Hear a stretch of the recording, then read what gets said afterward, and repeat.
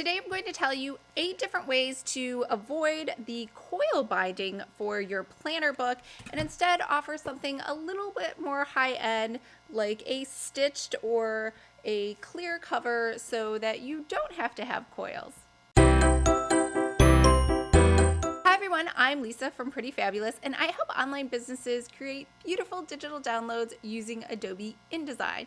So if this sounds like you or something you might be interested in, make sure to hit the subscribe button below. I post new videos every Monday and Thursday. Now today I'm going to give you 8 different solutions for when you don't want to use the coil binding, and I talk a lot about coil binding. In fact, the majority of my course is all about coil binding. I just added a section today on non-coil binding, and we went through a catalog and different options.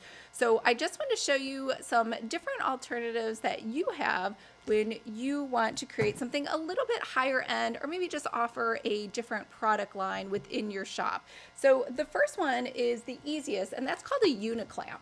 Now a uniclamp, if I can show this to you over here, is simply a big U, like the letter U. It's like a big C, and it holds all of the pages in there by tension.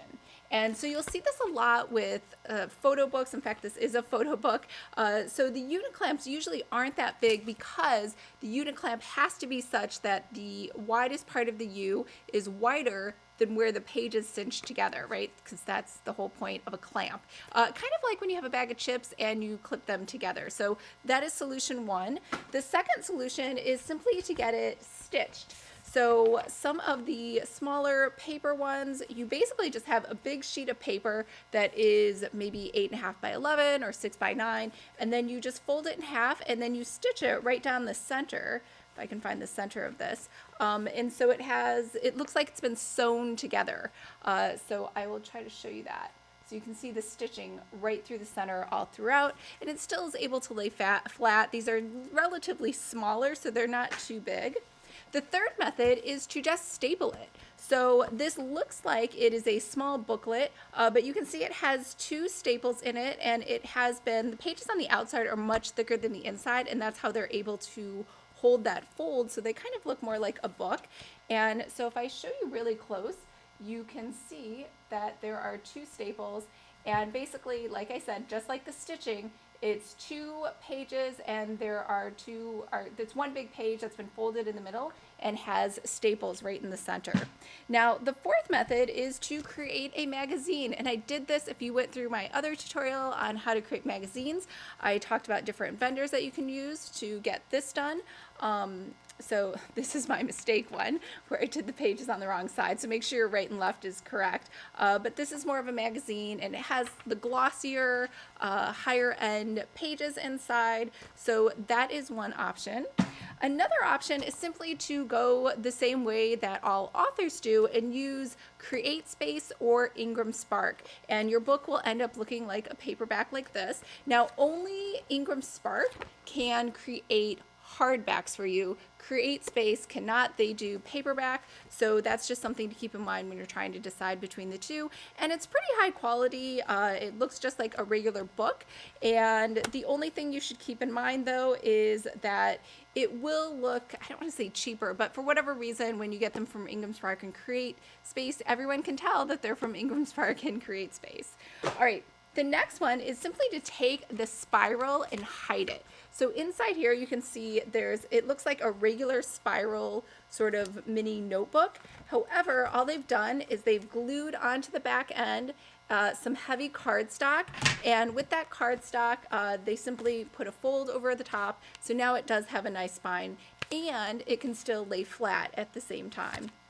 So a bigger solution, or a better solution to that, might be to use a little bit of a thicker paper, and you can also, it's a great way to add a folder inside here as well. So something else to think about. All right, the next option is to actually have a very, like a hardback. Instead of those were kind of a little flimsier, they were just thicker cardboardish paper. This is just an actual hardback. It's the same thing. Inside you have a spiral, just looks like a spiral notebook all by itself. But what they've done is they've glued onto the front and the back. They've glued a hardback cover and it's all joined together here at the center. So it's a little bit more cohesive. The last option is the most expensive option, and this is one where this one actually is really nice because the title has been imprinted inside of here, so you can actually feel it. I forget what that's called, but inside of here, it's been glued and stitched together. So let me try to show you that a little closer up. And if you look really close, the stitching, can you see that?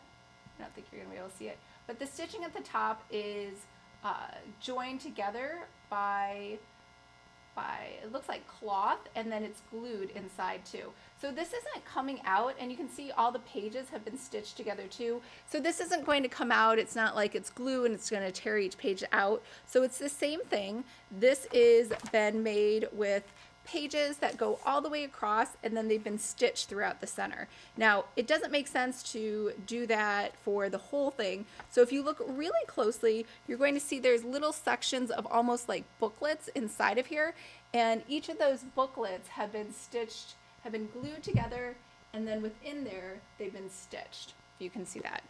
So those are my 8 different solutions for non-coil planners or workbooks or whatever you are selling or creating your journals. So I hope that was helpful. If you're looking for the vendor list, that is a premium service that I only provide within the premium planner course.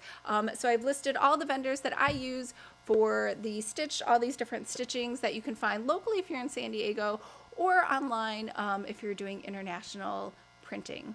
All right, I hope that was helpful, and I actually hope to see you in the class if you're interested in making your own planner or journal. We walk you through everything inside Planner 201, 301, 401, which I now call Premium Planner Design and Production. So if you are interested in that, I will leave a link below. If not, you should probably start with Planner 101, which will just show you the different overviews of the whole planner industry and which parts are the ones that you want to create versus the parts you want to outsource. All right, I hope that was helpful, and I will see you guys next week. Bye.